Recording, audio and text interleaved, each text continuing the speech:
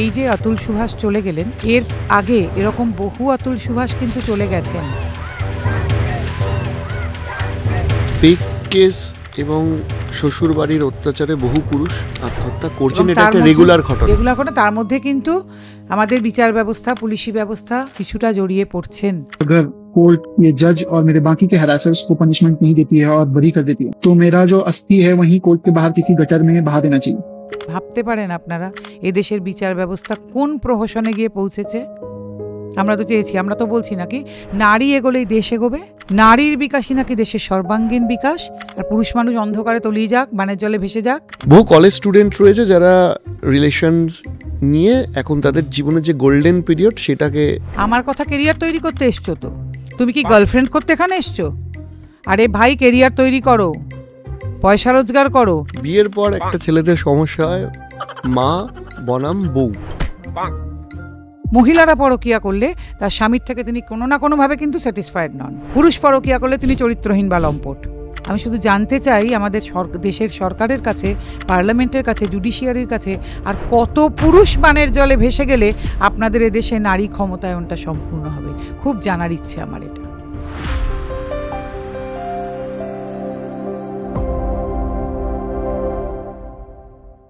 আজকের পর্বে আমাদের সঙ্গে আছেন এক সাহসী কণ্ঠস্বর, অল বেঙ্গল মেন্স ফোরামের সভাপতি এমআরএ নন্দিনী ভট্টাচার্য।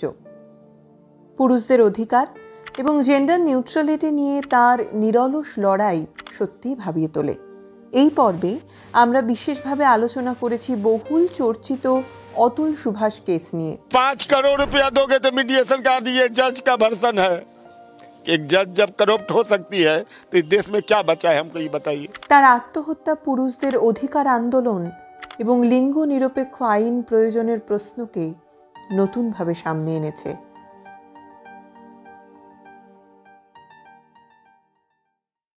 শেষ কয়েকদিন আগে একটি ঘটনা, যে যার বাংলা ভার্সন হচ্ছে যে আজ থেকে আপনাদের এই এটিএম পার্মানেন্টলি ক্লোজ হয়ে গেল বা বন্ধ হয়ে গেল। এই ঘটনাটা গোটা ভারতবর্ষ তথা বোধহয় পৃথিবীর মানুষ জানতে পারলে তাদেরকে নাড়িয়ে দিয়েছে, এবং উনি ইলন মাস্ক এবং ডোনাল্ড ট্রাম্পকে ট্যাগ করে একটি টুইটও করেছেন। প্রথমে আমি আপনার থেকে একটু ঘটনাটা জানতে চাইব, আর দ্বিতীয়ত আপনারা এই যে দীর্ঘদিন যে স্ট্রাগলটা করে আসছেন, যে লড়াইটা করে আসছেন, আমার মনে হয় যে এই ঘটনাগুলো তার প্রাসঙ্গিকতা আরও বাড়িয়ে তোলে। তো আমি আপনার বক্তব্যটাও জানতে চাইব। এরকম ঘটনা আগে ঘটেছে। গত 6 মাস কি 8 মাস আগে বারাসাতে সুধাংশু দাস বলে একটি ছেলে সেমভাবে আত্মহত্যা করেন। মায়ের একটি মাত্র ছেলে, তার বাবা তখন চলে গিয়েছিলেন, বোধহয় সম্ভবত 3 মাস হয়েছিল। সংসারে মা ছিলেন, দিদি আছেন। সেই ছেলেটির কিন্তু সেম হয়েছিল যে তিনি তার শ্বশুরবাড়ির থেকে যে টাকা রেগুলার তার কাছে চাওয়া হতো, তিনি আর তার চাপ নিতে পারেননি। তিনিও এরকম একটি সুইসাইড নোট ছোট লিখে গিয়েছিলেন, চলে গিয়েছিলেন সুধাংশু দাস। আমরা সেটা নিয়ে লোকাল স্তরে বারাসাতের কিছু মিডিয়া হয়েছিল, আমারও হয়তো কিছু বাইট লোকে দেখেছেন। বারাসাত কোর্টে আমরা দৌড়োদৌড়ি করেছিলাম, সেই মেয়েটি তখন ফেরার হয় কেমন। এবং বারাসাত কোর্টের কিছু আইনজীবী, এখানেও যেমন একজন জাজের ভূমিকা আছে, কিছু আইনজীবীর ভূমিকা ছিল তাতে, সেই মেয়েটিকে যাতে লুকিয়ে রাখা যায় তার পেছনে। আর আমরাও খুব চেষ্টা করেছিলাম। আমি দর্শকদের সুবিধার্থে আপনাকে বলবো যে একটু ঘটনাটাও বলুন। এই যে অতুল সুভাষ চলে গেলেন, এর আগে এরকম বহু অতুল সুভাষ কিন্তু চলে গেছেন, কিন্তু সেটাতে এরকম নাড়া পড়েনি। কারণ সেটাতে এরকমভাবে সব জায়গায় সবাইকে জানানো যায়নি। তারা এরকম 24 পাতার সুইসাইড নোট লিখে যেতে পারেননি, 1.5 ঘন্টার ভিডিও করতে পারেননি কেমন। আর এখানে আরেকটা বড় ব্যাপার হয়েছে অরিজিৎ, যেহেতু অতুল সুভাষের মধ্যে না জুডিশিয়ারির একজন মানুষকে জড়িয়ে ফেলা হয়েছে, যিনি কিনা অতুল সুভাষকে এবং তার স্ত্রীর মধ্যে একটা যাকে বলে সলা পরামর্শ বলবো না ঠিক, মিডিয়েটারের কাজ করতে চেয়েছিলেন। বলেছিলেন 3 কোটি টাকা দিলে নাকি এটা মিটিয়ে দেওয়া যাবে। তিনি মধ্যস্থতা করতে চাইলেন, যাকে ভালো বাংলায় বলে, এবং যেটা অতুল সুভাষ লিখে গেলেন এবং বলে গেলেন, যেটা অধিকাংশ বলবো কেন, প্রায় কোনো পুরুষ মানুষ সাহসী পান না বলতে। কারণ তারা তো মেনলি, যেটা মেয়েদের কথা অতটা জানি না, কিন্তু ছেলেদের কথাই বলবো, এবং তাদের পরিবার, ভারতবর্ষের, বিদেশের কথাও জানি না, আইন সম্পর্কে প্রায় কিছু জানেন না। এবং তারা একটা অকারণ ভয়তে ভোগেন যে আইনজীবীরা বোধহয় তাদেরকে কেস দিয়ে দেবেন। আমি কিন্তু সব আইনজীবীর কথা বলছি না, কারণ সব আইনজীবী যদি এরম হতেন তাহলে আমাদের এই লড়াই সম্ভব হতো না। কারণ আমাদের কাছে বহু এমন আইনজীবী আছেন যারা আমাদের এই ছেলেদের জন্য প্রাণপাত করে দিচ্ছেন, এবং তার মধ্যে কিন্তু অনেক মহিলা আইনজীবী আছেন। কিন্তু আবার সেই একই কথা বলবো, যেরকম বহু মেয়ের এমন মানে মিথ্যাচার করছেন, এমন মিসইউজ করছেন, যার জন্য আবার অনেক মহিলার সম্মান নষ্ট হচ্ছে, বেঁচে থাকা দুষ্কর হচ্ছে, তেমনি এই কিছু সংখ্যক আইনজীবীর জন্যে কিন্তু এই যেই সৎ আইনজীবীরা এইভাবে চেষ্টা করছেন, হয়তো মেয়েদের জন্যও, হয়তো ছেলেদের জন্য, তাদের সব প্রচেষ্টা কিন্তু বিফলে চলে যাচ্ছে। তেমনি পুলিশেও বহু মানুষ আমাদের সাহায্য করার চেষ্টা করছেন, কিন্তু এই কিছু পুলিশ অফিসার তো আছেন যারা ভয় দেখিয়ে ডাকছেন। এখানেও নিশ্চয়ই সেরকম কেউ জড়িত ছিলেন। অর্থাৎ ফেক কেস এবং শ্বশুর বাড়ির অত্যাচারে বহু পুরুষ আত্মহত্যা করছেন, এটা একটা রেগুলার ঘটনা। তার মধ্যে কিন্তু আমাদের বিচার ব্যবস্থা, পুলিশি ব্যবস্থা কিছুটা জড়িয়ে পড়ছেন। আমি বলছি না সবাই, কারণ রবীন্দ্রনাথ তো অনেকদিন আগেই বলে গেছেন যে মন্দ যদি 43, ভালোর সংখ্যা আজও 57। সেই 57 ভাগ ভালো হয়তো একটু কমেছে ভাগ, কিন্তু ভালো না থাকলে তো পৃথিবীটা অন্ধকার হয়ে যেত। কিন্তু এটা মাথায় রাখতে হবে, এই অসৎ হয়তো আইনি ব্যবস্থা, অসৎ প্রশাসনিক ব্যবস্থার জন্যে অনেকাংশে, কিন্তু এই সৎ যারা মানুষগুলো এখনও রয়েছেন যে কোনো জায়গায়, যে কোনো রাজ্যে, তাদের কিন্তু মুখটা ভীষণ নষ্ট হচ্ছে, তাদের উপরে লোকের ভরসা উঠে যাচ্ছে। তো এই ঘটনাটা কেন এরকম হলো? আজকে 2019-এ অতুল সুভাষের বিয়ে হয়েছিল, তারপর থেকেই কিন্তু এগুলো চলছে। কিন্তু উনি ভাবছিলেন হয়তো বন্ধ হয়ে যাবে, তারপরে ছেলে হয়, উনি ভাবছিলেন এগুলো হয়তো বন্ধ হয়ে যাবে, কিন্তু উনি দেখলেন না, ছেলে হওয়ার পরে আরও বাড়লো। মানে ছেলেকে একটা ব্ল্যাকমেলিং মেশিন তৈরি করা হলো ছেলেকে দেখিয়ে। তাই জন্য ওনার যে চিঠিটা আছে না, আমি মনে করি ভারতবর্ষের পুরুষ মানুষের জন্যে এই চিঠি একটা মাস্ট রিড, অবশ্য পাঠ্য একটা বিষয়। কারণ আমাদের কাছে যেসব পুরুষ মানুষ আসেন বা তাদের পরিবার, তারা বারবার কি বলছেন, দিদি ছেলেটা বা মেয়েটার মুখের দিকে তাকিয়ে সব মেনে নিচ্ছি। অনেক মেয়েও কিন্তু আছেন, আমি এখানে বসে বলতে চাই, যারা হয়তো মেয়েদের সংস্থায় গিয়ে বলেন যে দিদি বাচ্চাটার মুখের দিকে তাকিয়ে সংসার ভেঙে বেরোতে পারছি না। তারাও ভুল করছেন, বারে বারে বলবো। কারণ এই সন্তানের মুখের দিকে তাকিয়ে এই যে আপনারা অন্যায়গুলোতে আপোষ করছেন, পুরুষ বা নারী উভয়ই, এটা আপনাদের জীবনের সবচেয়ে বড় ভুল।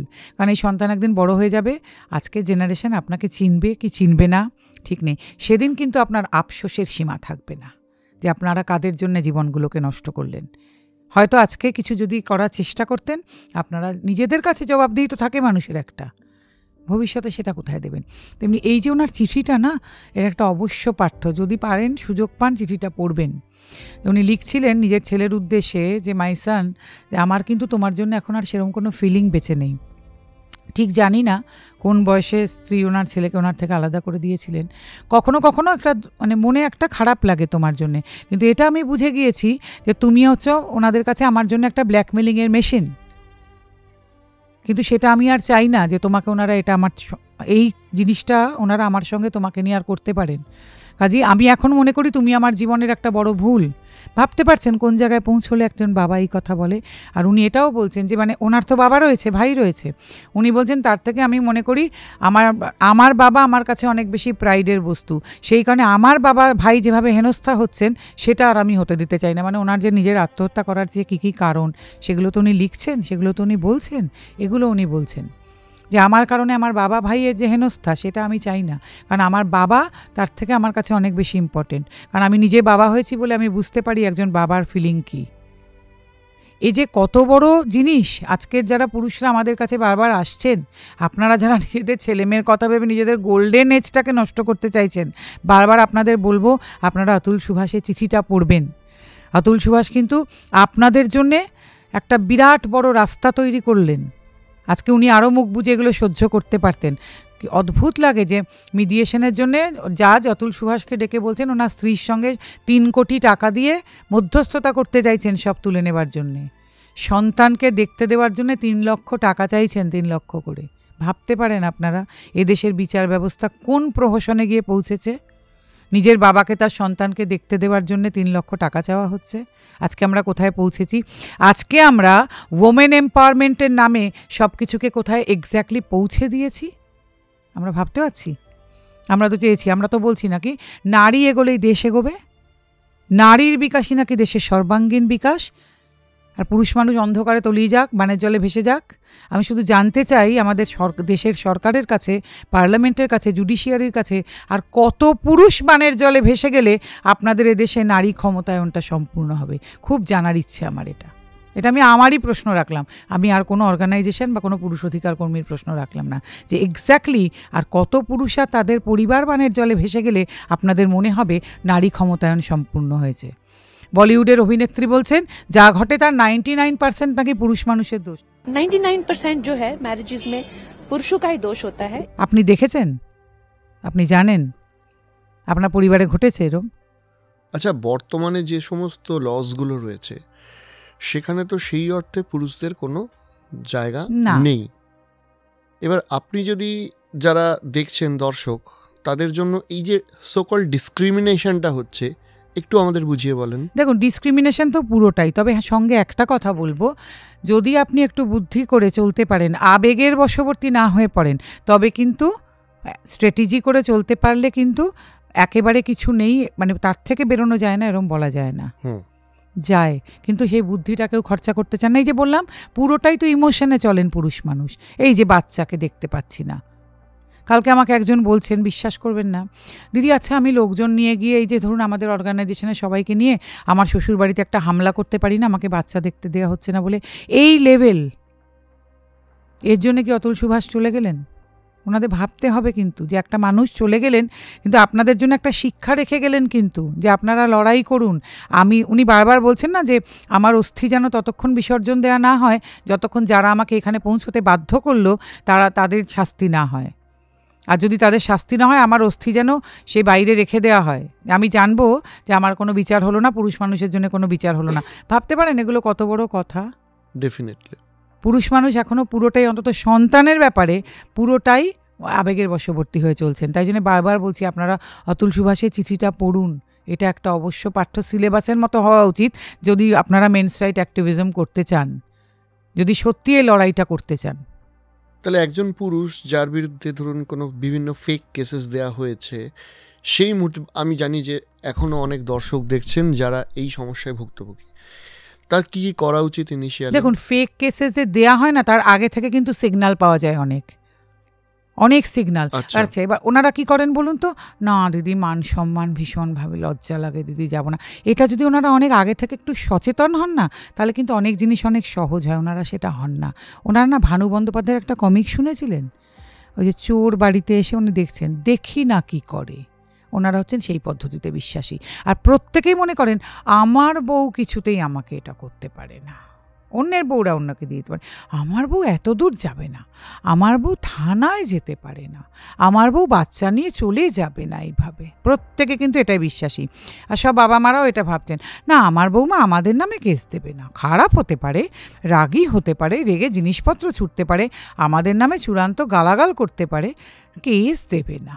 দেখি বাবু তুই কিন্তু এরকম করিস না, মান সম্মান পাড়ায় একটা আছে না, আমাদের বাড়িতে পুলিশ চলে আসবে, যে পুলিশ কিন্তু আসবে আপনার বাড়ি হয়তো আপনার বৌমা কেসটা করার পরে। কিন্তু আপনারা যদি একটু আগে থেকে সচেতন হতেন, কিছু জিনিস করে রাখতেন, অনেকে তো তারপরেও করতে চান না, মানে কেস কে গেছে। হ্যাঁ, আর অনেকে এসে কি বলছেন, দিদি এত আতঙ্কে আছি, এত ভয়, কিসের ভয়, কিসের আতঙ্ক, আমি এটা বুঝতে পারছি না কেন। এটা তো আপনি যদি খুন বা ধর্ষণ না করে থাকেন, এতে এমন কোনো প্রভিশন নেই যে আপনাকে দিনের পর দিন জেলে আটকে রাখা যাবে, নেই কিছু এমন। আপনারা তো জানেনই না, আপনারা কোনোদিন জানতে চেয়েছেন? আপনারা কেউ কজন জানেন আইপিসি সিআরপিসি থেকে বিএনএস হয়েছে? আমি জানতে চাই এটা, বিএনএসএস হয়েছে, আমি এটাও জানতে আমার খুবই। শুধু আপনারা কেন, মানে তাবর মানুষজন কতজন জানেন যে এটা হয়েছে? কারণ এমন তো নয় যেটা শুধু সাধারণ পুরুষের সঙ্গে হয়। রাজনৈতিক নেতা, মানে চলচ্চিত্র অভিনেতা, খেলোয়াড়, কে বাদ আছেন? লেখক, সাংবাদিক, কেউ তো বাদ নেই। পছন্দ হলো না, দিয়ে দিলাম। একজন বর্ষিয়ান রাজনৈতিক নেতাকে যাচ্ছাতাই করে অপমান করা হলো, কিছুদিন ধরে মিডিয়া ট্রায়াল হলো, সব কিছু হলো, দল থেকে সাসপেন্ড করা হলো, গতকাল শুনলাম তার সাসপেনশন উঠে গেছে। আমি শুধু একটাই কথা বলেছিলাম, তখন তো অনেকে আমার ইন্টারভিউ নিতে এসেছিলেন, যে আমি ঘটনাটা সত্যি বা মিথ্যা কিছু বলছি না, আমি ধরলাম সত্যি হয়েছে, কিন্তু আমার সাদা মনে কোনো কাদা নেই, কয়েকটা প্রশ্নের কিন্তু উত্তর দিতে হবে। কালকে সাসপেনশন উঠল, যিনি এই অভিযোগগুলো করেছিলেন শুনলাম তিনি তার ফেসবুক ওয়াল থেকে এগুলো মুছে দিয়েছেন, পোস্টগুলো ডিলিট করেছেন। আজকে তাকে দলে ফেরানো হলো, কিন্তু আমি জানতে চাই সেই মহিলাটি সম্বন্ধে এখন কেন কোনো ব্যবস্থা নেওয়া হবে না, এটা আমার খুব জানার ইচ্ছে। বা তিনি যে হাউসে আছেন সেই হাউসকে কেন কাঠগড়ায় দাঁড় করানো হবে না, এগুলো কেউ করবেন এখন? সব বেমালুম ভুলে গেলেন কিন্তু সব। ইভেন সেই রাজনৈতিক নেতা এখন ডিফামেশন করবেন, মানহানির মামলা। তার তো এত ন্যাক্কারজনক অপমান হয়েছে, একজন বর্ষিয়ান রাজনৈতিক নেতা, কিভাবে ডিফেমেশন হয়েছে। এবং অন্যান্য দলের রাজনৈতিক নেতা এবং নেত্রীরা যেরকম চিৎকার করছিলেন তার সম্পর্কে, তারা এবং অনেকে বেরিয়ে এসেছিলেন, অনেক জার্নালিস্ট মহিলা, তারা বলছিলেন তারা নাকি জানেন তার ওনার এরকম স্বভাব আছে, ওনাদের সঙ্গেও নাকি এরকম হয়েছিল। তারা কোথায় এখন আমি খুব জানতে চাই। তখন দেখবেন পিলপিল করে অনেকে বেরিয়ে আসছেন, তাদের সঙ্গে নাকি এরকম হয়েছে, তারা কোথায়? আজকে কি হবে? কাজী এমন তো নয় যে এটা শুধু সাধারণ পুরুষের সঙ্গে হয়। আমাদের এমন অদ্ভুত অদ্ভুত আইন করে রাখা হয়েছে, যাকে তাকে যখন তখন যেখানে সেখানে দাগিয়ে দিলেই হলো পুরুষ মানুষকে। মহিলাদের তো এসবে দাগিয়ে দেওয়া যায় না। আর মুশকিলটা হচ্ছে আমাদের দেশে, বিদেশের কথা অতটা জানি না, একজন মহিলা, she is always innocent even if she is মানে প্রুভেন গিল্টি।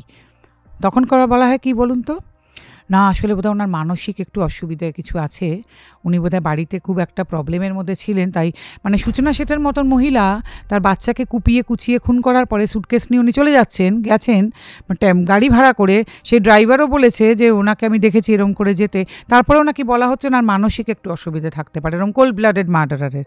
আর আমাদের দেশের পুরুষ মানুষ তারা অলওয়েজ গিল্টি আনটিল ইভেন হি প্রুভড ইনোসেন্ট। তখনও বলা হয় কি উনি নাকি পুলিশ সেটিং করেছেন, উনি নাকি জাজ সেটিং করেছেন, উনি নাকি কাউন্সিলর সেটিং করেছেন, এমএলএ এমপি সব উনি সেটিং করেছেন, উনি এত মহাশক্তিধর, তখনও উনি কিছুতেই ইনোসেন্ট নন। এটা হচ্ছে আমাদের এখানে প্রবলেম। মহিলারা, যে কোনো মহিলা কোনো যদি খুনের বাই চান্স প্রমাণিত হতে যাচ্ছে যে উনি খুনি, সঙ্গে সঙ্গে বাড়িতে ওনার স্বামীর সঙ্গে স্বামী ভীষণ যন্ত্রণা দিতেন তাই উনি এরকম করেছেন, বা স্বামী এরকম করতেন তাই উনি এটা করেছেন। মহিলারা পরকীয়া করলে তার স্বামীর থেকে তিনি কোনো না কোনোভাবে কিন্তু স্যাটিসফাইড নন, শারীরিক হোক, মানসিক হোক, অর্থনৈতিক হোক, সামাজিক হোক। পুরুষ পরকীয়া করলে তিনি চরিত্রহীন বা লম্পট। আচ্ছা, কখনো কোনো পুরুষ পরকীয়া করলে আপনি শুনেছেন বলতে যে তিনি তার স্ত্রীর থেকে স্যাটিসফাইড নন বাড়িতে, তাই তিনি পরকীয়াতে পা বাড়িয়েছেন? কোনোদিন শুনেছেন আপনি? বলা হয় তিনি চরিত্রহীন বা লম্পট, দেখেছ গেছে ওখানে পরকীয়া করতে বাড়ির বউকে ফেলে। কিন্তু মহিলা পরকীয়া করলে সঙ্গে সঙ্গে কিন্তু বলা হয় বাড়িতে তিনি যথেষ্ট মনোযোগ পাননি, তিনি যে কোনোভাবে হোক ডিপ্রাইভ, তাই তিনি পরকীয়াতে জড়িয়ে পড়েছেন। অদ্ভুত না? আচ্ছা, আইন কি বলছে এই বিষয়টা নিয়ে? পরকীয়া আমাদের দেশে তো আইন, পরকীয়া তো আইন সিদ্ধ। যদি কোনো পুরুষ মানুষ করে, হ্যাঁ, তখন কিন্তু মুশকিল হয়ে যায়, গন্ডগোল, তখন কিন্তু রে করে পড়বে। আবার আমাদের দেশে বলা হয় মেনটেনেন্স মহিলাদের বন্ধ করা যায় যদি তুমি পরকীয়া প্রমাণ করতে পারো। কিন্তু পরকীয়ার প্রমাণ কে করবে? কোথায় পাবেন আপনি পরকীয়া প্রমাণ? পাওয়া যায়? আচ্ছা বলি, পরকীয়া প্রমাণ করতে গেলে কি করতে হবে? আপনাকে ডিটেকটিভ লাগাতে হলো। এবার ডিটেকটিভ ধরে আপনি কি করলেন, হোটেল এতে কোথাও যাচ্ছে কিনা, ওই রুমে যাচ্ছে কিনা, ঘরে সিসিটিভি বসালেন, সব তখন আবার হয়ে যাবে রাইট টু প্রাইভেসি। কি আপনি ওনার ফোন ট্র্যাক করাচ্ছেন, আপনি ওনাকে পেছন পেছন লোক ধাওয়া করাচ্ছেন, আপনি ঘরে সিসিটিভি বসিয়েছেন। আবার সিসিটিভি বসালে তখন আপনার ওয়াইফে কথাও বলতে পারে, আপনি জানেন না উনি আমার বিভিন্ন রকমের ছবি তুলে বাজারে বিক্রি করেন। এই খবরও আমাদের কাছে আছে, এরকমও আমাদের কাছে অভিযোগ আছে। কত বলবো মশাই, সব কিছু তো এখানে বসে বলা যায় না। ওয়াইফদের যে বিভিন্ন রকমের অভিযোগ জানেন না, এই জন্য আমাকে আবার বিশাল ট্রোল হতে হবে, গালাগাল। কিন্তু আমি একটাও মিথ্যে কথা বলছি না তো, সব সত্যি কথা বলছি। এই বলছেন পরকীয়ার যদি প্রমাণ আনতে পারেন তাহলে মেনটেনেন্স বন্ধ করা যাবে, এদিকে বলছেন রাইট টু প্রাইভেসি। আপনি সিসিটিভি লাগালেও রাইট টু প্রাইভেসি, আপনি কল ট্র্যাক করলেও রাইট টু প্রাইভেসি, পেছনে গোয়েন্দা লাগালেও রাইট টু প্রাইভেসি। তাহলে কি করে হবে? সব তো একসঙ্গে হতে পারে না। কিন্তু পুরুষ মানুষের পেছনে লাগালে কিন্তু রাইট টু প্রাইভেসি দেখবেন তখন থাকবে না, তখন কিন্তু এটা ধরে নেওয়া হবে। কারণ পুরুষ মানুষের তো রাইট টু প্রাইভেসি নেই, পুরুষ মানুষের তো শ্লীলতাহানি হয় না, পুরুষ মানুষের তো কিচ্ছু নেই। বহু পুরুষ মানুষ আছেন যাদের জীবনে হয়তো এতটা এক্সট্রিম পর্যায়ে ঘটনা ঘটে না, যারা হয়তো সকল সংসারেই আছেন, ওই লোকে কি বলবে ভয়ে আছেন, পুরুষ মানুষের সারা জীবন তারাও কিন্তু ওয়াইফ মানে বা তার নিজের বউয়ের দ্বারা বহুভাবে অত্যাচারিত। সেটা আজ বলে না, আজীবন। কিন্তু আজকে নতুন করে কিছু হচ্ছে না, তখন আইন ছিল না মেয়েদের কাছে। কিন্তু দেখবো যে আমি বারবার বলি সিনেমার চরিত্রগুলো যখন, তাহলে কোথা থেকে এলো? ললিতা পাওয়ার, শশিকলাজি, এসব কোথা থেকে এলো? বিন্দু, বা আমাদের এখানে বিনতা রায়, আরও সব ছিলেন না, গীতা দে, তারপরে ছায়া দেবী, কোথা থেকে? সিনেমা তো জীবনেরই প্রতিচ্ছবি, তো তাহলে তো এরকম চরিত্র থাকতো না, যাকে বলা হতো আগে দজ্জাল, তাই না? কোথা থেকে আসতো চরিত্রগুলো?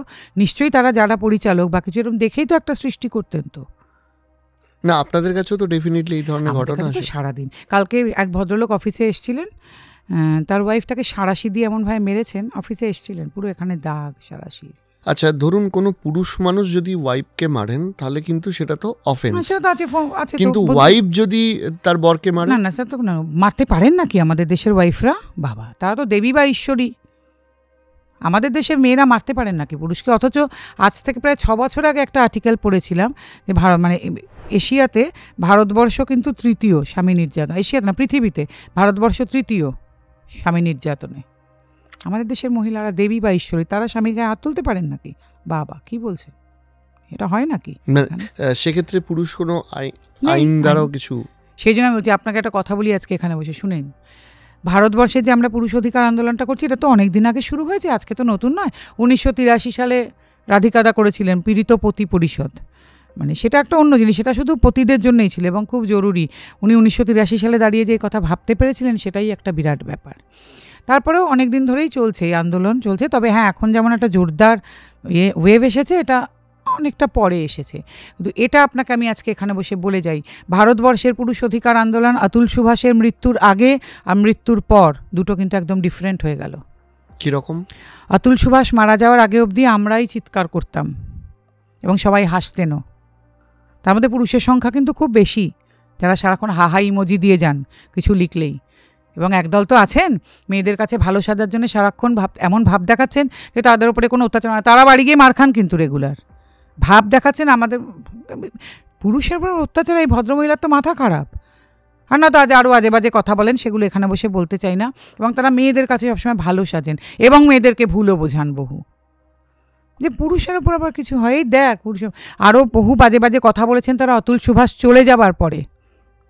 আমি সেই ভদ্রলোকের নামও মনে আছে, তিনি ফেসবুকে একটা পোস্ট দিয়েছেন, চিন্তার অতীত সেটা, এবং তিনি বলছেন তিনি নাকি খুব খুশি হয়েছেন এটাতে। হ্যাঁ, নাম বলতে চাই না।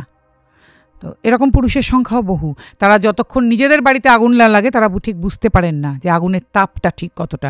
চাই তাদের বাড়িতে আগুন লাগুক, এখানে বসে বলে যাচ্ছি তো, চাই তাদের বাড়িতে আগুনটা লাগুক, তবে তারা বুঝতে পারবেন যে এক্স্যাক্টলি পুরুষ মানুষের সঙ্গে কি হয়।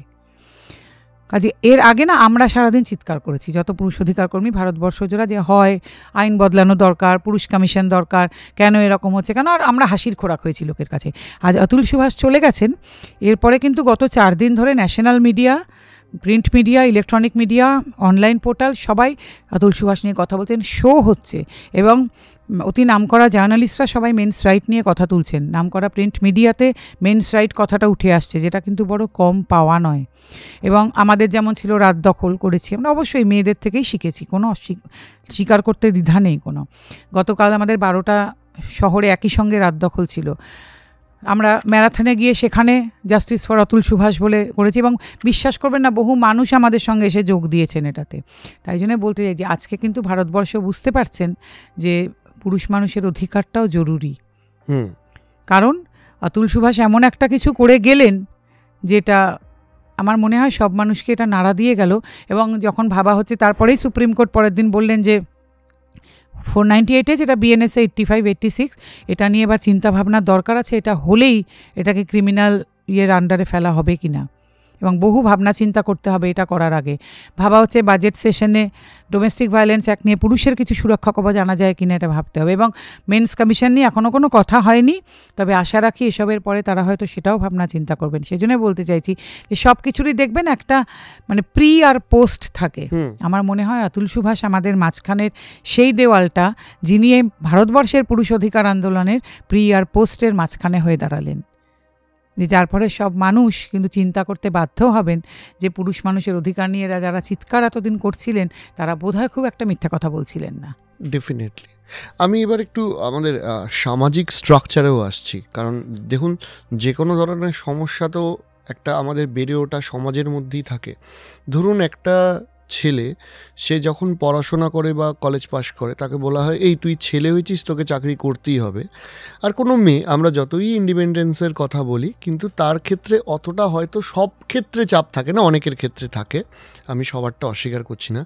কিন্তু আমাদের এই যে নারী পুরুষ একদিকে সমাজের এই কথাটা প্রচলিত করার চেষ্টা করা হচ্ছে, আবার আমাদের বেড়ে ওঠার মধ্যেও কিন্তু এই ফারাকটা স্পষ্ট। আপনারা এই কাজগুলো করতে গিয়ে কোন কোন জায়গায় সোসাইটির প্রবলেমটা দেখেছেন? পুরোটাই, কারণ আমি বারবার একটা কথা বলি, অনেক ইন্টারভিউতেও বলেছি, আবারও বলছি, যে ছেলেদের ছোটবেলা থেকেই চাপ যে কেরিয়ার করতে হবে, বড় চাকরি করতে হবে, বাবা এবং মা বাবাই তো শেখাচ্ছেন না, আইআইটি পেতে হবে, মেডিকেল পেতে হবে, জয়েন্ট পেতে হবে, বড় চাকরি হতে হবে, বড় ডাক্তার, বড় ইঞ্জিনিয়ার, বিদেশ যেতে হবে, এরকম। মেয়েদেরকে কিন্তু এই চাপটা দেওয়া হয় না।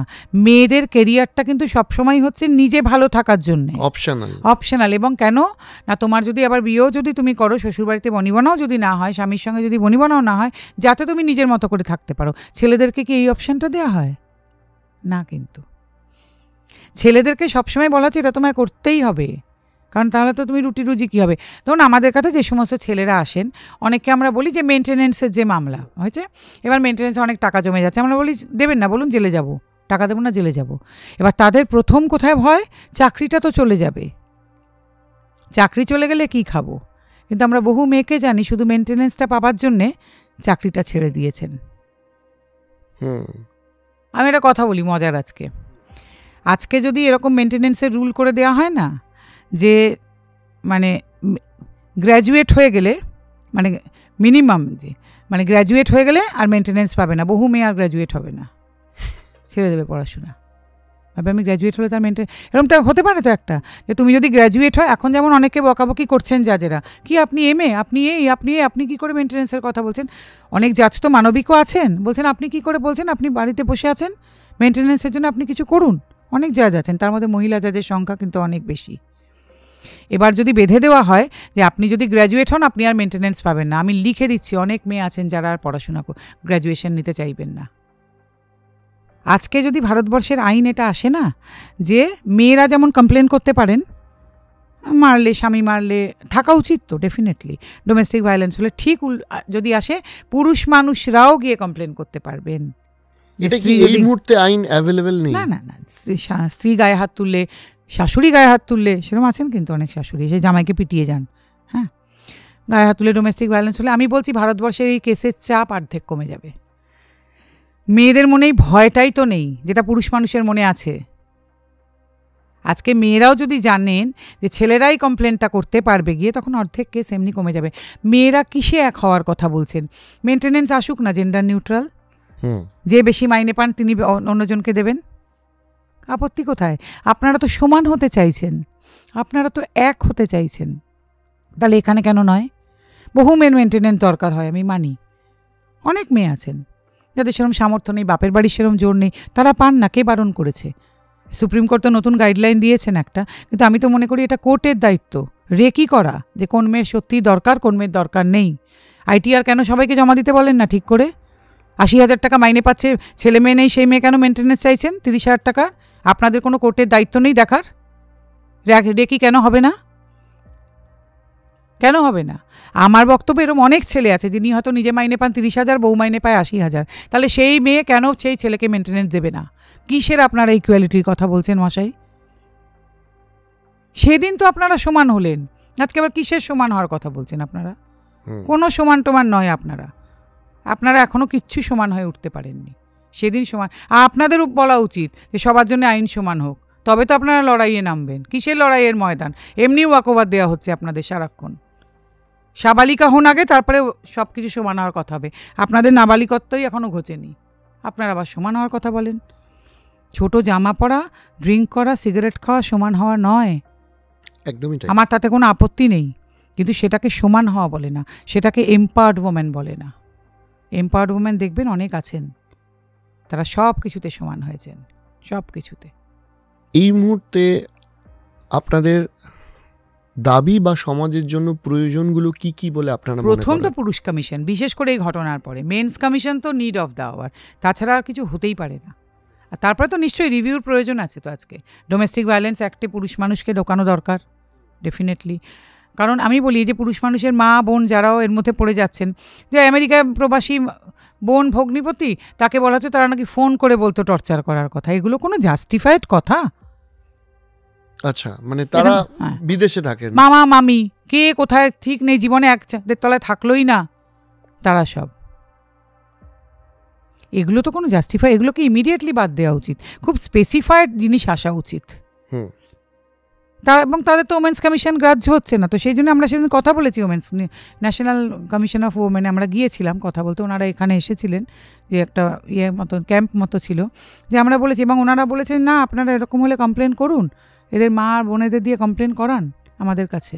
মানে এই ক্ষেত্রে এটা একটা মানুষের বোঝার জন্য বলছি, যে ধরুন একজন পুরুষ মানুষের বিরুদ্ধে কমপ্লেন করতে গিয়ে আদতে কিন্তু বহু তার নারীরাও অত্যাচারিত। আমাদের অফিসে এক একদিন হয় শুধু মা আর বোনেরাই এসছেন, এরকমও তো অনেক দিন হয়েছে। এবং আমরা ন্যাশনাল কমিশন অফ ওমেনের সঙ্গে যে কথা বললাম সেদিন ওনারা বলছেন না, এই মা বোনেদের দিয়ে আপনারা আমাদের কাছে ডাইরেক্ট কমপ্লেন করান, আমরা শুনবো, আমরা দেখবো, কথা বলবো। আজকে বলুন না, অতুল সুভাষের মা আছেন তো, আর তিনি একমাত্র আর্নিং মেম্বার ছিলেন ওই ফ্যামিলির, বোনও আছেন কিনা আমি জানি না, থাকতেও পারেন ডেফিনেটলি। তাদের অবস্থাটা ভাবুন তো।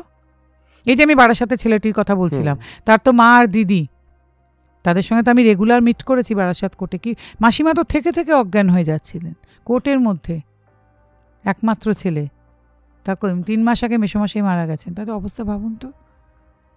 এরকম কত অতুল সুভাষ আমরা আর কত সুধাংশু দাসকে তো আমরা জানিই না, এগুলো তো তাও জেনেছি। তাই আমি তো বলছি, যে মুহূর্তেই টকশো করছি, যে মুহূর্তে অতুল সুভাষকে নিয়ে রাত দখল করছি, সেই মুহূর্তে ভারত জোড় আরও কত অতুল সুভাষ আত্মহত্যার প্রস্তুতি নিচ্ছেন বা করে ফেলেছেন জানি না। তারপরেও তো হলো, গতকালই তো একজন পুলিশের এক ভদ্রলোক এরকম সুইসাইড নোট লিখে আত্মহত্যা করেছেন, তার আগের দিন আরেকজন। মেয়েরা অনেক সময় আত্মহত্যার ভাবনা ভাবেন, কিন্তু পুরুষ মানুষ করে ফেলেন। পুরুষ মানুষের আত্মহত্যার হার কিন্তু অনেক বেশি মেয়েদের থেকে, বিভিন্ন কারণে, অবশ্যই বিভিন্ন কারণে। ম্যাট্রিমোনিয়াল ডিসপুট তাহলে একটা বিরাট বড় কারণ। পুরুষ মানুষের কী হয়, ডিপ্রেশন, এই যে বাচ্চাকে দেখতে পাচ্ছি না, এতদিন ধরে মামলা চলছে, টাকার পর টাকা খরচা হয়ে যাচ্ছে, সেভিংস কিছু রাখতে পারছি না, তার মধ্যে আবার সবসময় একটা ভয় পান, মেনটেনেন্স দিতে হচ্ছে, অ্যালিমনি হয়তো দিতে হবে, এই যে ভয় চারপাশ থেকে চেপে ধরছে না, সবসময় ওনারা আতঙ্কে, সেই আতঙ্কাতকে একসময় ভাবেন আমরা জীবনটা শেষ করে দেওয়াই ভালো।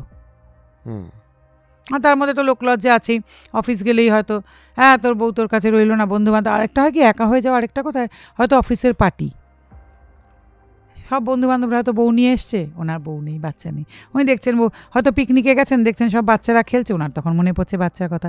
আত্মীয় স্বজনের বিয়েতে গেছেন, সবাই প্রশ্ন করছে কিরে তোর বউ কি আর এলো না, আর বাচ্চাটাকে দেখতে পাস না। আমাদের আত্মীয় স্বজনরা তো ভীষণ না, ভীষণ সহানুভূতিশীল সবাই, ওটা বলে একটা আনন্দ পায়, এই ধরনের এক ধরনের ভেতরে একটা হয় তো না, স্যাডিস্ট মেন্টালিটি তো অনেকের আছে, কিরে তোর বউ কি সেই চলে গেল, বাচ্চা নিয়ে আর এলো না, ভেতরে ভেতরে গুমড়ে যাচ্ছেন, বোঝেন না তো ওনারা এগুলো। ডেফিনেটলি। দেখুন আমরা যেগুলো আপনি বলছিলেন এগুলো একটা প্রাপ্তবয়স্ক পুরুষদের দিকেই আমরা যাচ্ছিলাম, তো আমি বিবাহিত বহু কলেজ স্টুডেন্ট রয়েছে যারা রিলেশনস নিয়ে এখন তাদের জীবনের যে গোল্ডেন পিরিয়ড সেটাকে অতিবাহিত করে দিচ্ছে বা নষ্ট করে দিচ্ছে সময়। তো এই তাদেরকে যারা কলেজ স্টুডেন্ট, আপনি এরা তো এখন একটা গোল্ডেন পিরিয়ডে রয়েছে, এই সময়টা খুব ইম্পর্টেন্ট জীবনের, তাদেরকে কি বলবেন? আমি বলি ইন্টারেস্টিং, আমি বিভিন্ন কলেজে লেকচার দিতে যাই, তো আমার কলেজের প্রফেসররা, মহিলা প্রফেসররা বিশেষ করে বলে, নন্দিনীদি বেশিরভাগ ছেলে একটা রিলেশনশিপ হলো, ব্রেকআপ হলো, মেয়েরা কিন্তু মোটামুটি নিজেদের গুছিয়ে নিচ্ছেন, ছেলেরা অন্ধকার ঘরে ঢুকে যাচ্ছে, ডিপ্রেশনে চলে যাচ্ছে, পড়াশোনা ছেড়ে দিচ্ছে, ক্যারিয়ার। আর কেন তোমাকে কি বাবা মা এই করতে পাঠিয়েছে কলেজে, আমি জানতে চাই। এরা বুঝে উঠতে, আজকালকার ছেলেদের মধ্যে এগুলো আমি বেশি দেখছি, আমাদের বন্ধুবান্ধবদের কি আমাদের হাজব্যান্ডদের কি আমার বাবাদের এসব দেখিনি এত, কিন্তু তখনও প্রেম হতো, কিন্তু এই ক্যারিয়ার বরবাদ করতে এভাবে দেখিনি। আমি কি বলবো তাহলে, আগের পুরুষ মানুষরা অনেক বেশি বুদ্ধিমান ছিলেন, এখনকার ছেলেরা ভীষণ ইম্মেচিওর। আমার কথা, ক্যারিয়ার তৈরি করতে এসছো তো, তুমি কি গার্লফ্রেন্ড করতে এখানে এসছো? আরে ভাই ক্যারিয়ার তৈরি করো, পয়সা রোজগার করো, একই টেক্সচারের মধ্যে না অনেক কালার আর ডিজাইন পাওয়া যাবে। এই বাঙালি ছেলেদের বিশেষ করে আমি দেখেছি না, মানে এই বয়সের সময় হচ্ছে প্রেম করা হচ্ছে সবচেয়ে বড় অ্যাচিভমেন্ট, আর বাঙালি পুরুষ চাকরি পেয়ে গেলে বিয়ে করা হচ্ছে সবচেয়ে বড় অ্যাচিভমেন্ট। এদের জীবন না এই মহিলা কেন্দ্রিক হয়ে ঘুরতে থাকে, হয় মা নয় বউ, তারপরে মেয়ে হলে তো। আর জানবেন যেসব বাঙালি পুরুষের মেয়ে আছে না, তাদের থেকে বড় নারীবাদী কিন্তু এই পৃথিবীতে আর কেউ নেই। বাঙালি পুরুষের এই গণ্ডগোল, অল্প বয়সে গার্লফ্রেন্ড অ্যাচিভমেন্ট, চাকরি পেলে বিয়ে সবচেয়ে বড় অ্যাচিভমেন্ট, আর তারপরে একটা মেয়ে হলে বাবা, মানে ওই যে পাপাস প্রিন্সেস, তার থেকে বড় নারীবাদী কিন্তু পৃথিবীতে আর কেউ নেই। আর তারা তো আমাকে বোধহয় সবচেয়ে বেশি গালাগাল দেন। ছেলে হলে তো সেটা অতটা না, ছেলের ভবিষ্যৎ নিয়েও তাদের কোনো চিন্তা নেই, কিন্তু আর ছেলের বউ আসলে তখন এমন করতে শুরু করবেন তারা, সাংঘাতিক কিন্তু প্রবলেম। এটা বাঙালি পুরুষের, আমি বলে দিচ্ছি। আমি বুঝতে পারি না মেয়ের, মানে মেয়ে ছাড়া জীবন কি চলবে না? মানে গার্লফ্রেন্ড চলে গেছে তো তুমি পাগল তার শোকে, কেন, কিসের জন্যে? তোমার গার্লফ্রেন্ড ওরম করছে, তুমি চলে এসছো তোমার সঙ্গে ব্রেকআপ হয়েছে বলে, সে খবরটা নিয়েছো? আর এসছো তো কলেজ, মানে তো ক্যারিয়ার তৈরি করতে এসছো, তো বাবা মা পয়সা খরচা করে, অত লাখ লাখ টাকা খরচা করে তোমার কলেজে পাঠিয়েছেন, তো ক্যারিয়ার তৈরি করতে, তো গার্লফ্রেন্ড খুঁজতে? এটা কি স্বয়ম্বর সভা? আমি এটা বুঝতে পারি না। এদের আরেকটা সমস্যা আছে যে আমার গার্লফ্রেন্ড আমার থেকে বেটার কোনো ছেলের কাছে চলে গেছে, ফলে আমি আর নিজে, তুমি সেই বেটার ছেলেটার থেকে বেটার হওয়ার চেষ্টা করছো না কেন? মানে success is the best revenge. তো তুমি এমন নিজেকে তৈরি করো যা ওর জন্য আফসোস হবে, ওর যা আমি একে ছেড়ে চলে এলাম। তোমার তো তাহলে সেই দিকে মনোযোগ দেওয়া উচিত যে আমি এমন হব যে ওর আমার জন্য আফসোস হয়। তা না করে তুমি অন্ধকার গহ্বরে তলিয়ে যাচ্ছে, আর ও ভাবছে ভালোই হয়েছিল, বাবা কি জঘন্য, ওই ছেলেটাকে আমি ছেড়ে এসেছিলাম, আমি কত বুদ্ধিমতী। তোমরা তো সেদিকে যাচ্ছ সবাই ভাই। তোমার হওয়া উচিত তো success is the best revenge. আসল পুরুষ মানুষ তো সেটাই ভাবে না, সেটা এরা ভাবে না কেউ, আমি দেখেছি। এত বোকা আজকের জেনারেশন, এত ইমেচিওর হবে না কেন? বাবা মা তো মুখের সামনে চামচ ধরে ধরে বাবু বাবু করে শেষ করে দিয়েছেন না, ঝড় ঝাপটা কিছু তো সামলাতে শেখাননি। সারাক্ষণ তো বাবু বাবু করে পেছন পেছন কখনো স্যুপ কখনো জুস নিয়ে ঘুরেছেন, বাবু তো কিছু সামলাতে শেখেনি। এখানে হয়ে গেছে সব গন্ডগোল না। বিয়ের পর একটা ছেলেদের সমস্যা হয় মা বনাম বউ, এ তো আজীবনের সমস্যা। এবং এটা কিন্তু সাধারণ পুরুষ নয়, সুপারস্টারের বাড়িতেও একই প্রবলেম, সবচাইতে বড় ইন্ডাস্ট্রিয়ালিস্টের বাড়িতেও একই প্রবলেম। এ ভাবার কোনো কারণ নেই, এটা সাধারণ মধ্যবিত্ত বাঙালির সমস্যা, সব পৃথিবীর সব বাড়ি। ব্যালেন্স করবে কি করে? ব্যালেন্স হয় তখনও পুরুষের বুদ্ধি নেই, তাই।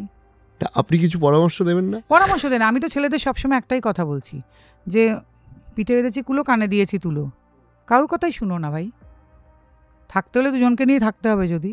আর বউয়ের জন্য মাকে ছেড়ে যেও না, এ কথাও যেমন বলবো তেমনি এবার মা অন্যায় কথা বললে তাই শুনে বউকে আজে বাজে কথা বলো না। দুটোই সমান সত্যি।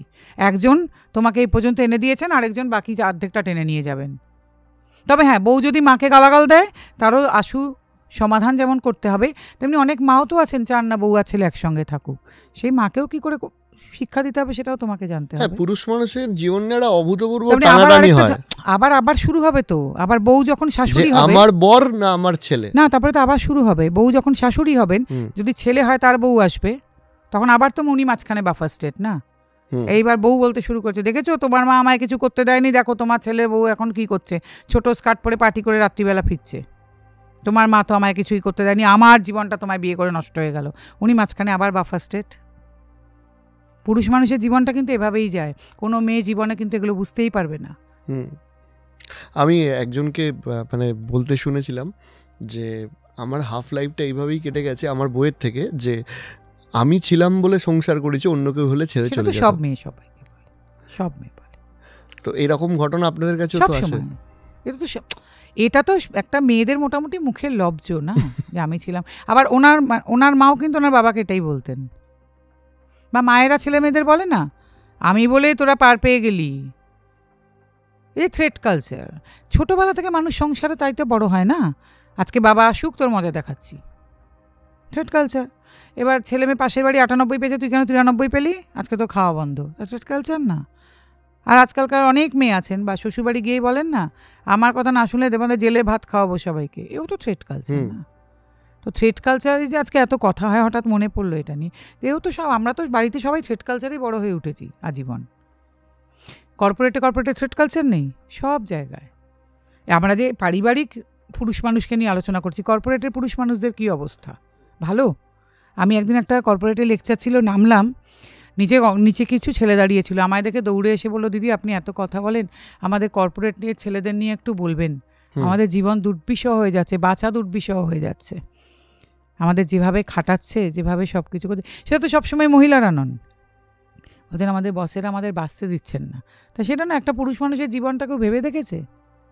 এমন টার্গেট ওরিয়েন্টেড জব, এমন কিছু, মানে কী হচ্ছে ওইখানে গিয়েও তো সেই শান্তিটা পাচ্ছেন না, তো সবসময় ভাবছে আমার চাকরিটা চলে গেল, আমার থেকে কেউ ভালো পারফর্ম করে ফেললো তো চাকরিটা চলে গেল, বাড়িতেও শান্তি পাচ্ছেন না, অফিসে গিয়েও শান্তি পাচ্ছেন না। বাড়িতে হয়তো এলেই এক হচ্ছে হয়তো ওয়াইফের ডিমান্ড হতে পারে, বা ওয়াইফ চলে গেছে সেই কেস সেই মেনটেনেন্স, সেই অ্যালিমানি, নানান ঝামেলা, হয়তো ছেলে বা মেয়েকে নিয়ে চলে গেছে, বাচ্চাদেরও দেখতে পান না, দুর্বিষহ অবস্থায় বেঁচে আছেন বহু পুরুষ মানুষ। তাই বলে কি সবাই খারাপ? বলছি না সেটা। ইয়ং জেনারেশনের কথা যখন হচ্ছেই তখন বলি যে একটা প্রেশার সবসময় থাকে, সেটা হচ্ছে যে ভালো কেরিয়ারও তৈরি করতে হবে।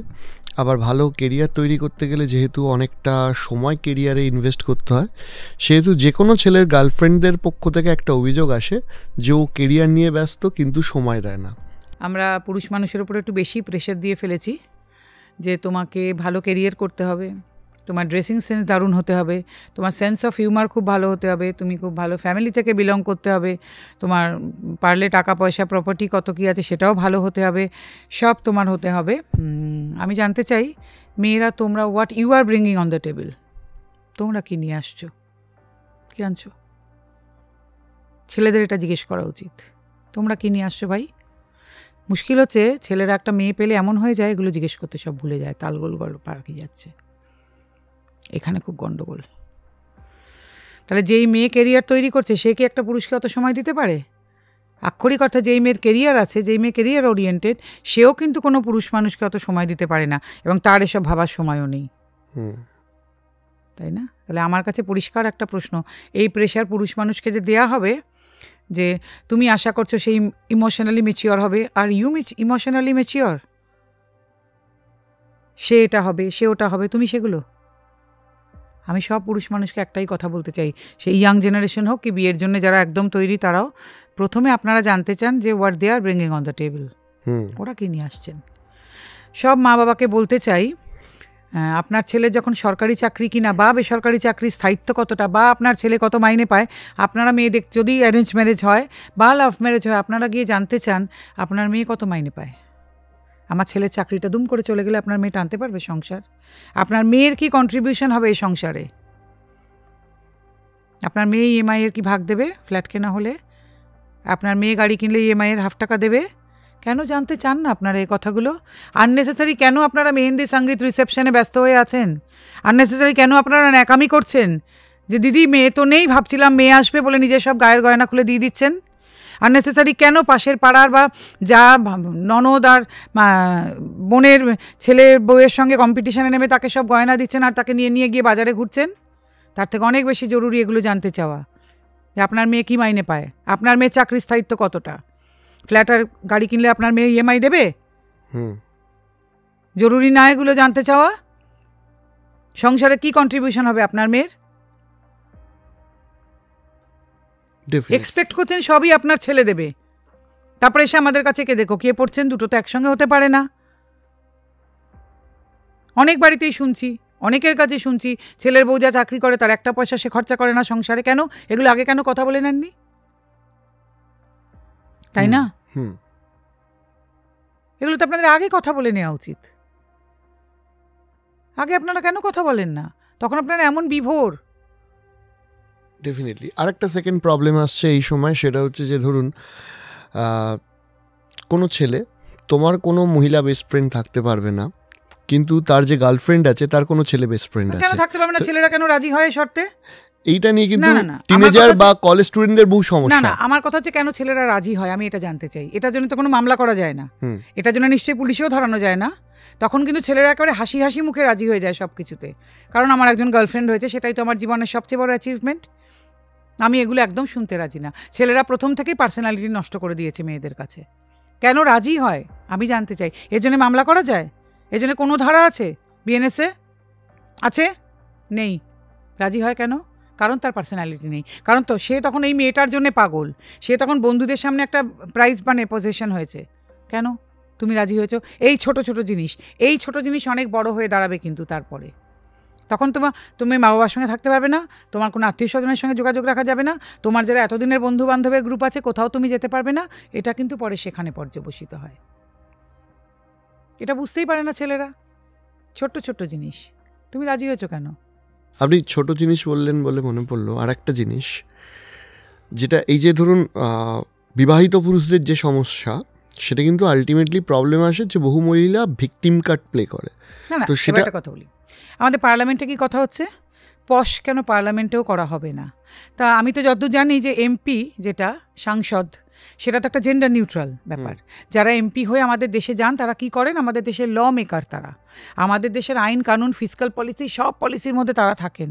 তাহলে তাদেরকেই আমরা সাবালক হতে দিচ্ছি না, তাদেরকে আমরা মহিলা করে রেখে দিতে চাইছি, মানুষ হতে দিতে চাইছি না। কিনা পার্লামেন্টেও আমরা পশ চালু করব, পার্লামেন্টে তাদেরকে আমরা ভিকটিম কার্ড খেলতে দিতে চাইছি, তাহলে এমনি সাধারণ মহিলারা তো খেলবেনি। কি অবস্থায় আমরা পৌঁছে গেছি। আমরা পার্লামেন্টে বলছি কেন পশ চালু হবে না, prevention of sexual harassment of women. ছি ছি ছি ছি, আমরা কোথায় আছি। আমার লজ্জা হয় যে যাদের নাকি আমরা ভাবছি যারা আমাদের ল মেকার, যারা নাকি আমাদের ফিসকাল পলিসি নিয়ে আলোচনা করবেন, যারা নাকি আমাদের জিডিপি নিয়ে আলোচনা করবেন, তাদেরখানে আমরা ভাবছি গিয়ে পশ কেন চালু হবে না। এটা এই লজ্জা রাখার জায়গা আছে?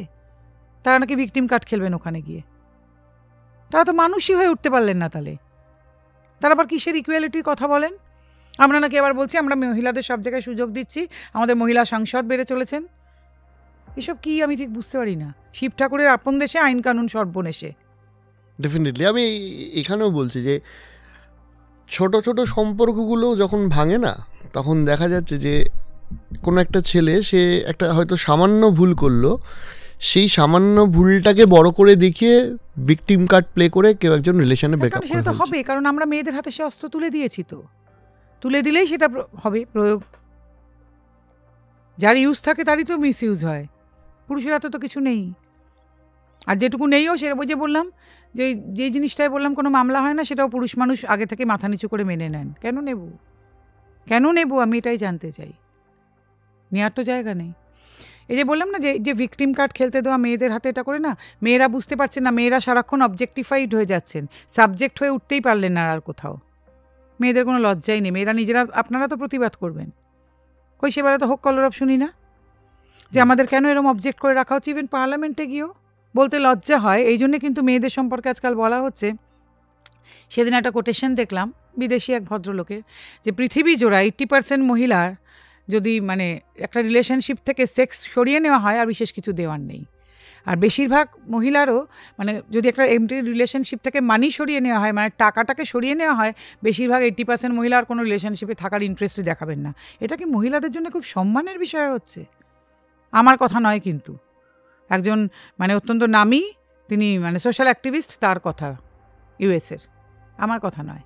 আবার রেড়ে করে পড়বেন না আমি বলেছি, আপনার তো স্বভাব আছে কিছু দেখলেই ভাবা আমি বলেছি। একদমই তাই। এর থেকে লজ্জার কিছু হতে পারে যে মেয়েদেরকে এইরকমভাবে মূল্যায়ন করা হচ্ছে? আপনারা সব মেনে নিলেন তো, আপনাদের অবজেক্টিফাই করা হলো, আপনারা মেনে নিচ্ছেন। এই যে ধরুন ফিল্মে এই যে সমস্ত আইটেম ডান্সগুলো দেখানো হয়, যারা নাচ করেন তাদের কি সত্যি দরকার আছে এগুলো করার? সেসব দিন আপনারা কি মনে করেন এখনও আছে যে জোর করে নিয়ে গিয়ে এগুলো করানো হচ্ছে?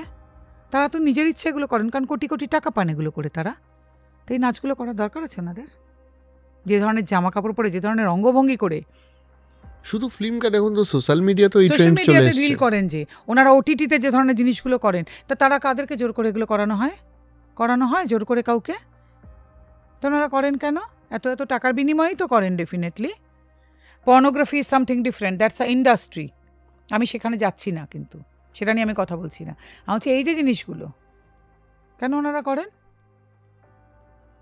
করেন তো হাসি হাসি মুখে করে গিয়ে তো, এবং তাদের যে অঙ্গভঙ্গি, তাদের যা মুখভঙ্গি, করেন না পয়সার বিনিময়ে? কেন করেন আপনারা? তারপরে তো বলতে পারবেন না আমাদের ভোগ্যপণ্য কেন বলা হয়। আপনারা তো চান ভোগ্যপণ্য হতে, আপনারা তো চান ওগুলো করতে। এমন এমন মহিলারা ওগুলো করেন, আমি নাম করতে চাই না, যে তাদের তো কোটি কোটি কেন হাজার কোটি টাকা আছে বললেও কম বলা হবে। একদমই তাই।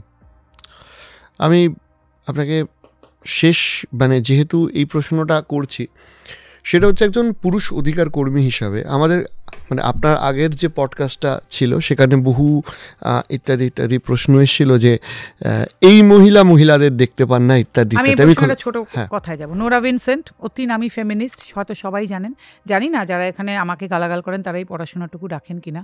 নোরা ভিনসেন্ট অতি নামী ফেমিনিস্ট সারা পৃথিবীর। তিনি একবার ভাবলেন যে তিনি একটু পুরুষ সেজে দেখবেন 2 বছর, যে ঠিক এক্স্যাক্টলি কী ব্যাপারটা, মানে পুরুষ হলে কীরম লাগে।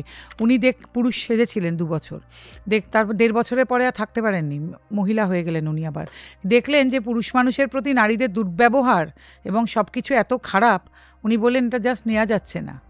এবং ওনাকে তখন জিজ্ঞেস করা হয়েছিল যে আপনি কি মহিলা হয়ে তাহলে থাকতে ভালোবাসবেন? বললেন আগে আমি অন্য কারণে ফেমিনিস্ট বলে থাকতে ভালোবাসতাম, এখন আমি অন্য কারণে থাকতে চাইছি মহিলা হয়ে। কারণ পুরুষদের যে প্রবলেম, পুরুষদের সঙ্গে যে দুর্ব্যবহার, পুরুষদের প্রতি যে মেন্টালিটি সমাজের বা মহিলাদের, সেটা জাস্ট নেওয়া যাচ্ছে না। সেই জন্য আমি মনে করছি আমি মহিলা হয়েই ভালো আছি। আর পুরুষদের ব্যাপারটা কেউ বুঝতেই পারেন না, উনি সেই কারণে তখন মহিলা হয়ে থাকতে চাইছেন। আমি আপনাকে যে প্রশ্নটায় আসছিলাম সেটা হচ্ছে যে একজন পুরুষ অধিকার কর্মী হিসাবে সমাজের মহিলাদের নিয়ে আপনার ধ্যান ধারণাটা কি? না, আমাকে খুব মহিলারা প্রচুর ভালোবাসেন, প্রচুর মহিলা আছেন যারা আমায় ভালোবাসেন, রেসপেক্ট করেন, আমার সঙ্গে কাজ করেন। কারণ আমার এই ছেলেদের যারা মায়েরা, বোনেরা, অনেকে স্ত্রীরা, কারণ অনেকেই তো false POCSO, false sexual harassment, নানান ইয়েতে ভীষণভাবে হেনস্থা হয়ে আছেন, ফলস রেপ কেসে। কাজে মহিলাদের সম্বন্ধে আমার ধারণা কোনো খারাপ নয়। আমার প্রচুর বান্ধবী আছেন এবং সর্বোপরি বাংলার অনেক মানে ফেমিনিস্ট আছেন যারা আমায় অসম্ভব ভালোবাসেন।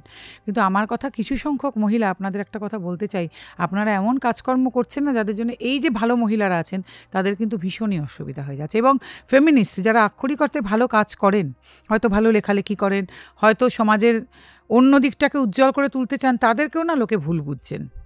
এটা খুব দুঃখের, এর থেকে লজ্জার আর কিছু নেই। আপনারা এমন কিছু কাজকর্ম করেন, এমন কথাবার্তা বলেন, সে আমায় গালাগাল করছেন তাতে কিছু আসে যায় না।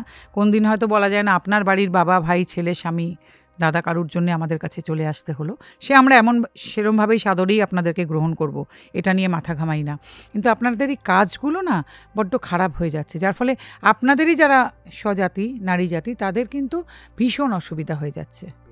কারণ এই যে আজকে ফলস মামলা, মিথ্যাচার, এই যা কিছু, যার ফলে বহু মেয়ে যাদের সঙ্গে অত্যাচার হচ্ছে তাদেরটা লোকে মিথ্যে ভাবছেন, তাদেরকে লোকে বিশ্বাস করতে পারছেন না। আমার কাছে অনেক মেয়ে ফোন করেন যে দিদি আপনার কথা শুনলে মনে হয় আপনাকে বলা যায়। আমি বললাম ভাই আমি তো খুব বেশি হেল্প করতে পারবো না, বড় যে রোম্যান্স কমিশনের নাম্বারটা দিতে পারি বা কিছু মহিলা এনজিওকে আমিও চিনি, তাদের নাম্বার দেবো।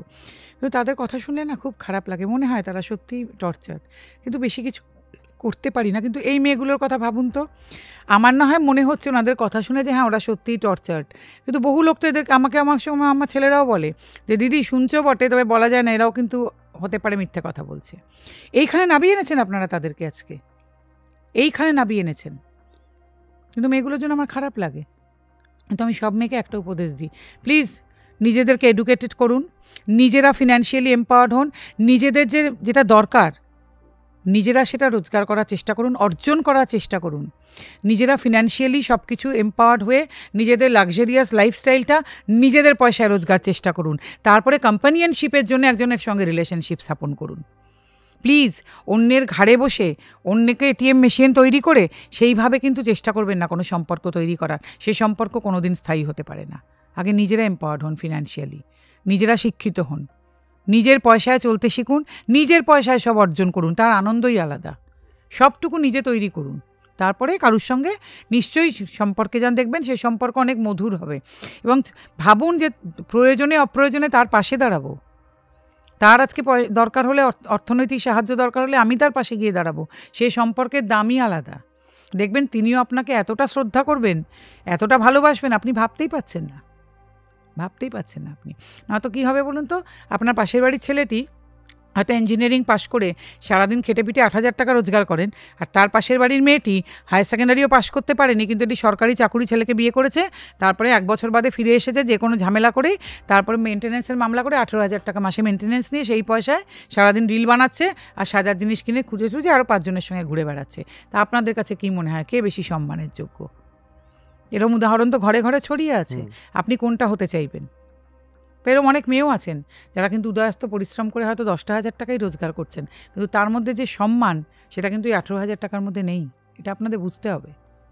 আমি একটা সমাজের আরেকটা গভীর দিকের দিকে আসে যেটা নিয়ে একদম সচেতনতা নেই, সেটা হচ্ছে একটি রিপোর্ট, আমার এক্স্যাক্ট মনে পড়ছে না, আমি যদি সম্ভব হয় আমি লিঙ্ক দিয়ে দেবো।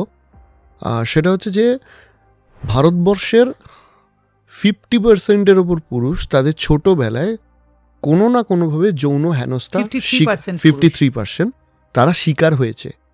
এইটা নিয়ে আমাদের সমাজে কোনো সচেতনতা নেই। হবে না কি করে? আমাদের সমাজে ছোটবেলার থেকে বুড়ো বয়স অবধি ছেলেরা খালি গায়ে থাকে এবং বেশ বড় বয়স অবধি ছেলেদেরকে একদম পুরো নেকেট করে রাখা হয়। কেউ যাচ্ছে আসছে প্রাইভেট পার্টে হাত দিয়ে দিচ্ছে, এটা খেলা তো আমাদের এখানে, খেলা তো বেশিরভাগ বাচ্চা ছেলের এই অভিজ্ঞতা আছে। এবং দেখবেন এই জন্যে ছেলেরা না একটু যেই বড় হয়ে উঠছে তাকে প্যান্ট পরানো থাকলেও সে না প্রাইভেট পার্টটা ঢেকে রাখে হাত দিয়ে, কারণ ওর যে ছোটোবেলার অভিজ্ঞতা, ও প্রাইভেট পার্টের লোকে হাত দিয়ে দিয়েছে, ওনা লজ্জা পায়, ওইখানটা হাত দিয়ে ঢেকে রাখে। এটা খেয়াল করে দেখবেন, আজও হয়তো বহু বাচ্চারা এটা করে। এবং তাকে বেশ বড় বয়স অবধি তার মা নিয়ে গিয়ে নেকেট করে স্নান করিয়ে দিচ্ছে। কিন্তু মেয়েরা একটু বড় হলেই তাদেরকে জামা কাপড় পরানো হচ্ছে। আমি খারাপ বলছি না সেটা কিছু, কিন্তু ছেলেদের সঙ্গে এই রেওয়াজটাই আমাদের দেশে তো তৈরি হয়নি, বিদেশের কথা আমি জানি না, এদেশে তো এই রেওয়াজটাই নেই। এবং অনেকে আবার ছেলেরা যদি বলে না যে আমরা গেঞ্জি পরে থাকবো, বলে বাবা তুই আর মেয়েদের মতো বেশি জামা কাপড় পরে ভাব দেখাচ্ছিস, এরকম। এই হচ্ছে আমাদের দেশের কনসেপ্ট। অনেক ছেলে আছে তো সে একটু ভদ্রসভ্য ওরমভাবে থাকতে চায়, তখনই কিন্তু শুনতে হবে তাকে, আমি লিখে দিলাম বাবা তুই এবার বেশি মেয়েদের মতন জামা কাপড় পরে ঢং দেখাচ্ছিস।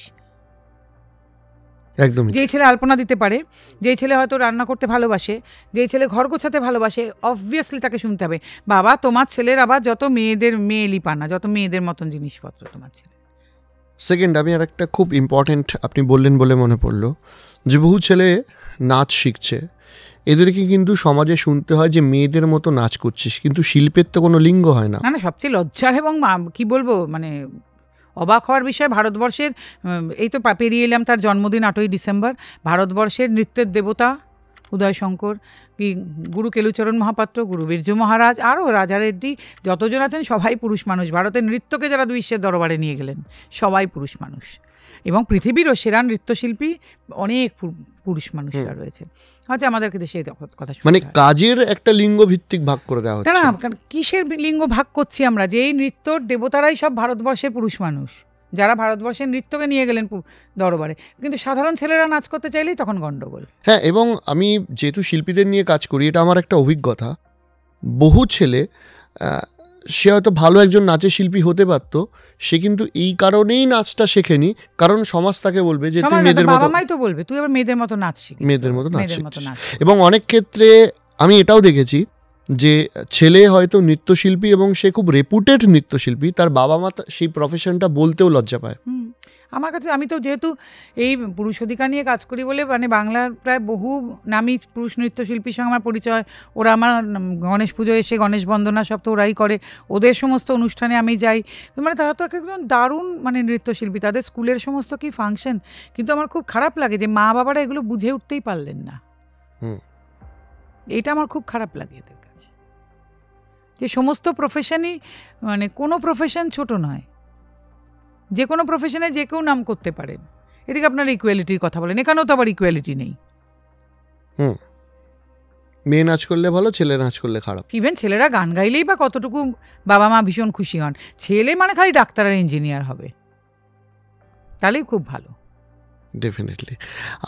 আর একটা কথা, বা মানে আমাদের শেষ প্রশ্ন, এটা অনেক মানুষের প্রশ্ন, আমাকে বহু মানুষ জিজ্ঞেস করে যে আমি আমার ব্যক্তিগত জীবনে খুবই ভুগছি, দিদির কাছে যাবো কি করে, পৌঁছাবো কি করে?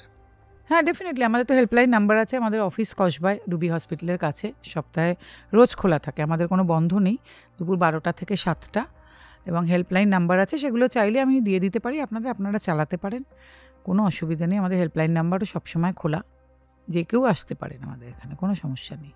অবশ্যই দিদি, অসংখ্য ধন্যবাদ। আপনার সাথে আমার একটা মানে আপনার আলোচনা, আপনার লড়াই, সবাইকে এটা জানেন যে আপনি আমাদের একজন সেরা পুরুষ এবছরের, সেটা কি সবাইকে জানানো হয়েছে? হ্যাঁ জানানো হয়েছে, এবার যারা জানেন না আমি ছবিটাও শেয়ার করে দেব। মেন্স ফোরামে যে সেরা, প্রত্যেক বছর সমাজে সেরা পুরুষ হয়, অরিজিৎ চক্রবর্তী এবছর সাংস্কৃতিক ক্ষেত্রে তার একজন সেরা পুরুষ। এবং আমিও ওনার থেকে সবসময় আমাদের যে কোনো অনুষ্ঠানে হোক ওনাদেরকে পাশে পেয়েছি।